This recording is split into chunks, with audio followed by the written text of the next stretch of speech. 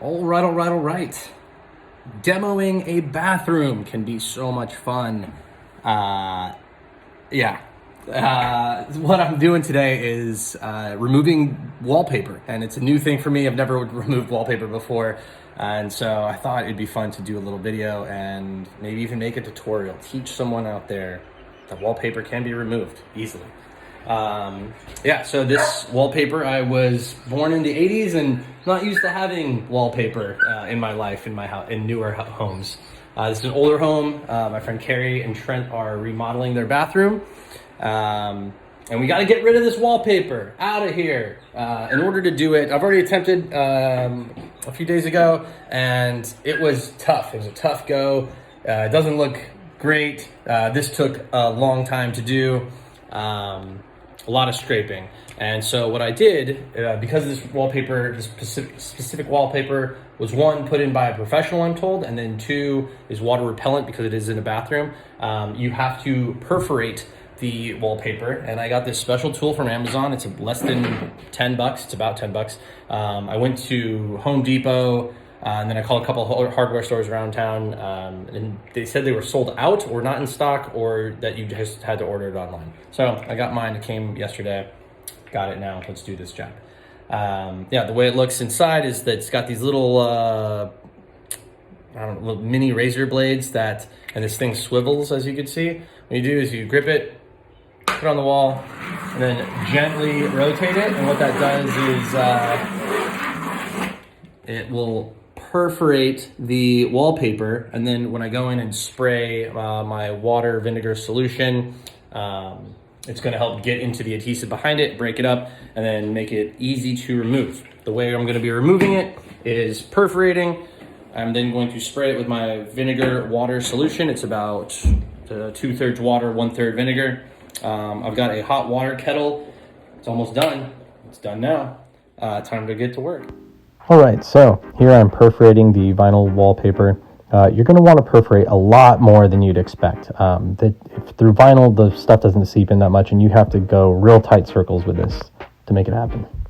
All right, just finished my first spray. You can see the perforated marks pretty well here. Looks like the spray is already seeping into the adhesive that's exposed. It's difficult to see on this wall, but these darker lines you can notice they're following the perforated marks. It is difficult because there is some darker wallpaper color, but the perforated marks, even these little tiny baby ones, the water and vinegar solution is seeping in, breaking up that adhesive. Yeah, so like I said, the perforator works great. The moisture, though, doesn't spread very far once it goes through the perforated holes. So you need to perforate more, and then you need to spray a lot more. You can see here that there's a lot of pieces that I'm missing. They're just still dry. They're still being stuck to the wall, and they're not coming off easy. I'm working really hard. I'm sweating through my shirt, and this was probably the toughest part of the job. I've learned a lot of lessons. You can start seeing that bigger pieces are starting to come off. It's because I've been spraying that area over and over again, which I recommend. Also, the drop cloth is very important because there is going to be a lot of moisture coming off of there, and you don't want it seeping into your baseboards. You don't want to have it seeping into your drywall at the bottom, or any floorboards that you might have either. So drop cloth, highly recommended. Right here, I learned a big lesson. You can peel off the the top layer of the wallpaper, and the adhesive comes off real easy. It's perforating, peeling, spraying, peeling, and then scraping off the adhesive. And look at how much faster this work is going. I'm flying through the rest of it. That first half of the wall took 4 hours. The next half took about an hour and a half. This section took about an hour, and it just proceeded from there. So on this job, I was using a 3-inch putty knife and a 10-inch putty knife.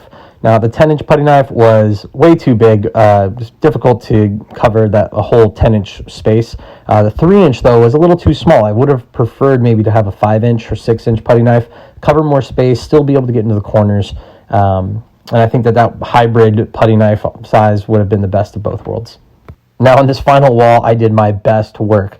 I perforated the entire wall first, and then I went and sprayed the entire wall. Then as I was chipping away at everything, I continued to spray, and watch how this wallpaper just peels off at the end here.